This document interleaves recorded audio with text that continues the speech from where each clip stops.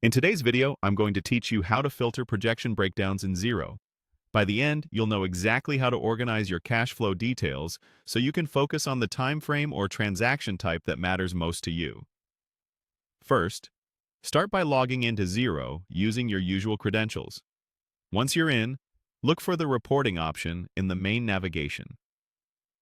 Click Reporting to open the area where Xero gathers your financial insights. From here, open the short-term cash flow projection. This report helps you understand your expected cash in and cash out over the near future, making it easier to plan payments and stay ahead of any tight spots. When the projection loads, scroll down until you reach the section labeled Projection Breakdown. This is where the detailed figures live beneath the summary view. Think of the breakdown as the nuts and bolts of your cash flow. It shows the individual components that add up to the projection, so you can see what's driving changes day by day or week by week. To refine what you're seeing, click the Filter dropdown in the Projection Breakdown area.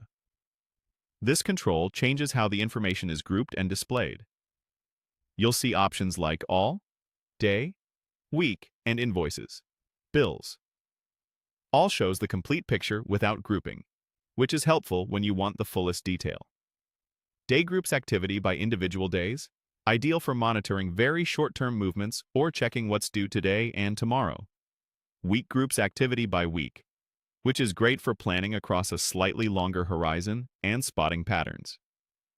Invoices, Bills, organizes the breakdown by transaction type, letting you separate expected customer payments from upcoming supplier obligations. After you make your selection, wait a moment for the projection data to update. Xero refreshes the view automatically, and depending on the size of your data, it may take a brief moment to recalculate and redraw the breakdown.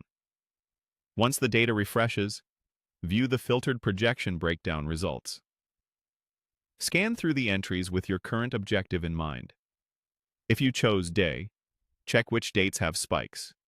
If you chose week, look for weeks where outflows exceed inflows. And if you chose Invoices/Bills, quickly compare what you're expecting to receive versus what you need to pay. If you want to change perspective, simply return to the Filter dropdown and pick another view. That's it. You've filtered projection breakdown data in Xero, giving you a clearer, more organized view of cash flow by the lens you choose.